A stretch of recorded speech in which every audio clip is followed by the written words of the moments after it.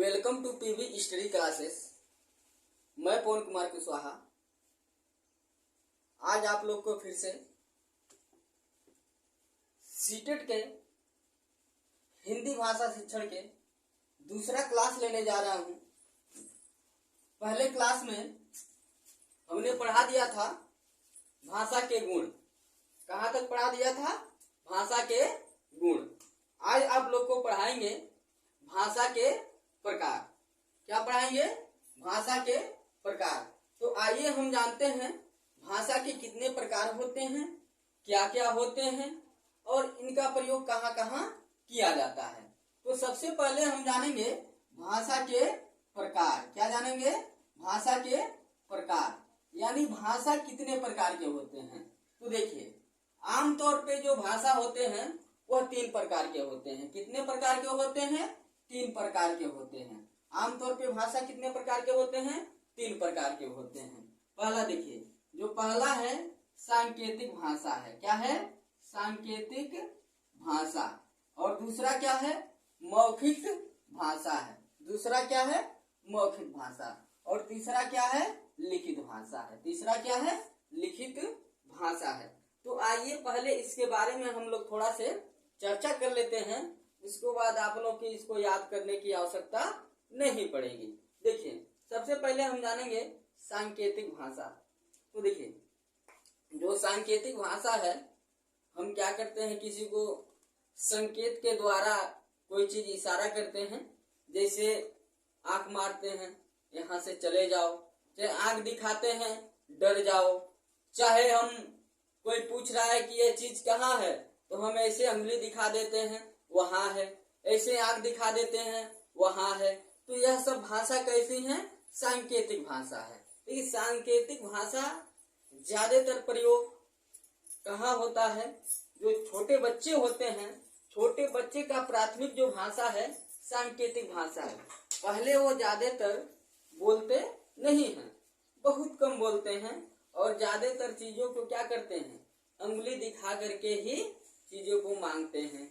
उंगली दिखाते हैं कि यह चीज हमको चाहिए, यह चीज हमको नहीं चाहिए। और जो लोग गूंगे होते हैं उन लोग का तो सांकेतिक भाषा ही पढ़ाया जाता है, क्योंकि वो लोग बोल नहीं सकते और लिख सकते हैं लेकिन बोल नहीं सकते। जो लोग पढ़े लिखे नहीं हैं वो उंगली दिखाते हैं। चाहे कोई पूछ रहा है कि यह आदमी कहाँ गया, तो उंगली दिखाएंगे, इधर गया। यह आदमी कहाँ गया, तो उंगली दिखाएंगे, इधर गया। तो वह लोग ज्यादातर क्या करते हैं, सांकेतिक भाषा का ही प्रयोग करते हैं। यानी संकेत के द्वारा जिस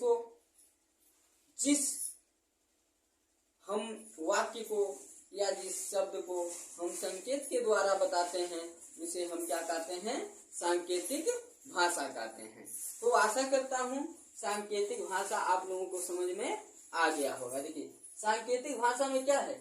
सांकेतिक जो भाषा है बच्चों की प्राथमिक भाषा है।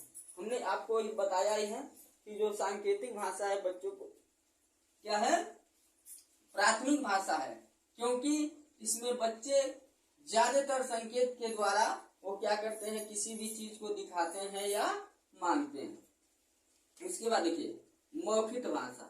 क्या है? मौखिक भाषा। देखिए, मौखिक भाषा में हम किसी भी चीज को बोल करके बताते हैं। क्या करते हैं? बोल करके बताते हैं। जैसे कहानी सुनाना। कहानी सुनाना आप लोग का क्या है? मौखिक है। कहानी सुनाना क्या है? मौखिक है। कविता पढ़ना क्या है? मौखिक है। किसी चीज को बोल करके पढ़ाना मौखिक है। भाषण देना मौखिक है। तो यह सब क्या है? आदि सारे ये जितने भी हम बोल करके बताते हैं उसे हम क्या कहेंगे?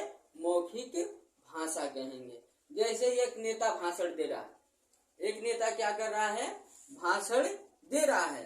तो जो भाषण देना है वह कौन सा भाषा है?